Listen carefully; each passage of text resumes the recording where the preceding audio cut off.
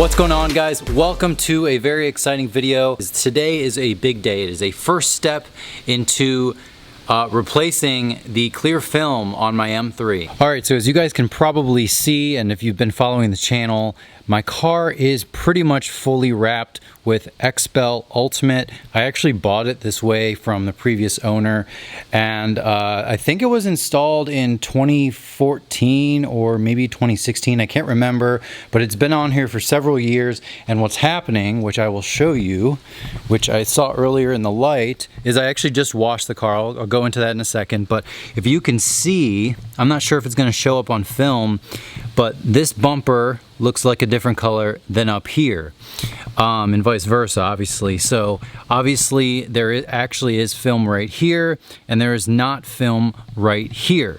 And if you guys follow the channel, you'll know that I actually did have a piece that stopped right here as a little sort of kick-up piece that I just couldn't stand anymore because it was very obvious where the clear film was and where the clear film wasn't. So with that said, I actually successfully was able to get Xpel to fully replace all of the film on this car.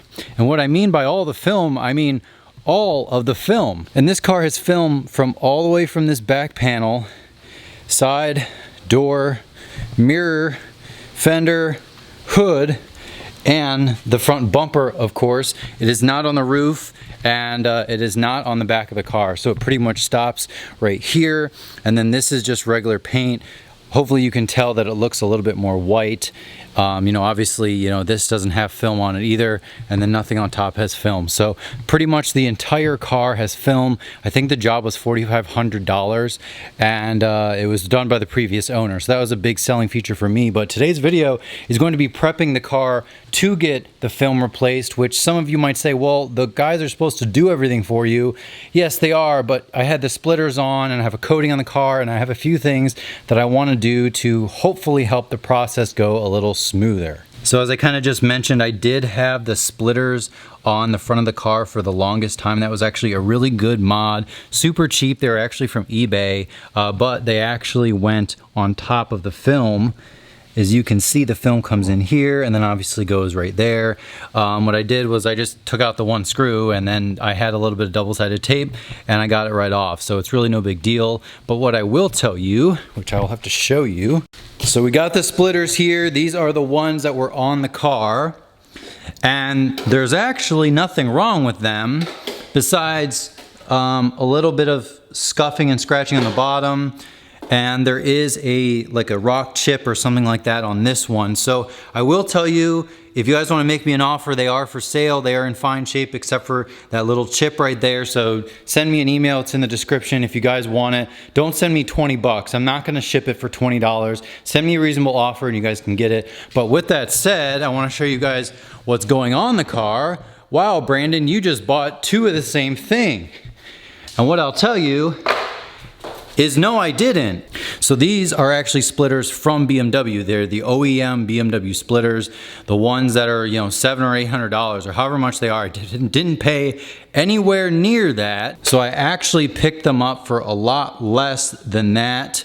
I picked them up, I think it was like 200 bucks. I don't remember exactly. It was 150 or 200, but once again, it was from a car. No one was using them. They were sitting around. So this is the opportunity to put them on. As you can see, they're more aggressive and they will hopefully fit a little bit better. That's going to be a separate video. But if you guys want the other splitters, they are eBay splitters.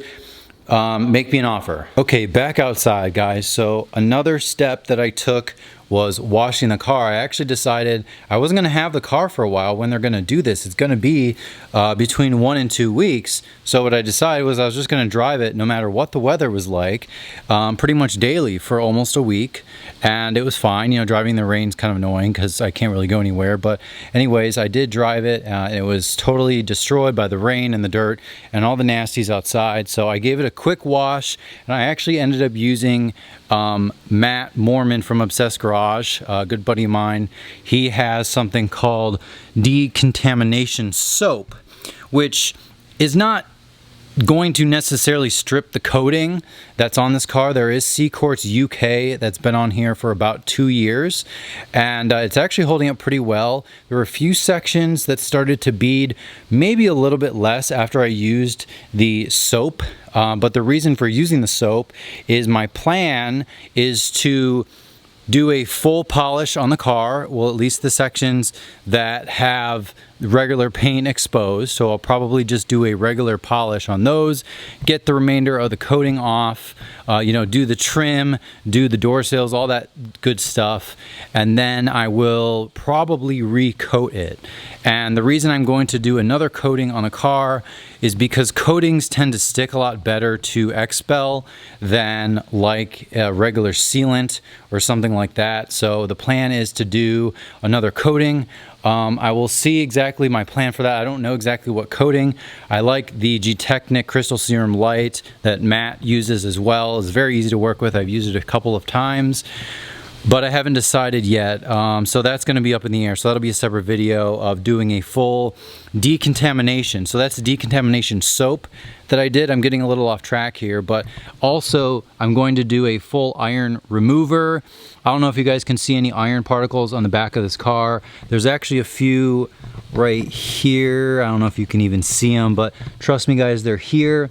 If there's any black dots on your car or little orange dots, that's probably iron. So I'm going to do a full iron remover, and actually, come to think of it, it doesn't feel as slick. So I don't know if the soap actually did much, but the purpose of the soap is to help strip whatever was on there. If there's a wax on it, it probably would work much better than a coating, but I digress. So we're gonna do, we already did the decontamination wash. We're gonna do an iron out once I get the car back, and then we're gonna do a clay bar, and then we're gonna do polish, and then we're gonna coat it. But before that, what I want to do is take care of this little area, which I've never really mentioned in a video because it's an ugly area where there's some rock chips, and I assume that's when I was doing some sort of ricer boy maneuver or a donut or something like that, and it kicked up some nasty rocks. So we're going to fill in the rock chips as well. The other thing that's going to happen while the car is getting rewrapped is this ugly ass dent that some of you have been staring at for forever. A couple of friends of mine always give me crap for having this. It's the only dent on the car that I know of, and it's seriously, very disgusting. But that guy is going to have one of his dent guys take that out before he puts the new film on, so that'll be good to go. And I will give you a quick walk around. I'm going to be as brief as possible on the condition of the film. It's held up well, but it's a white car and it's fully wrapped. So you're likely going to have situations, which I'll show you right now, like this, where it starts to lift up and dirt starts to collect. And the only way to remedy that is to either trim it a little bit, which I would never do because I just would screw that up, or you'd have to replace this. And the unfortunate part of replacing it is this entire piece is one. It's one piece of film, and that's what really sucks. The rest of it is in pretty good shape, as you guys can see. Down here it kind of sucks. It's collecting dirt. It looks kind of gross.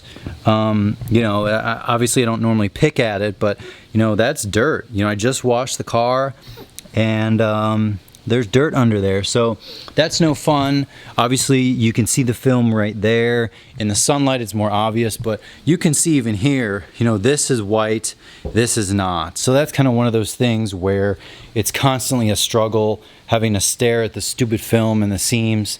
There is another part that really aggravates me.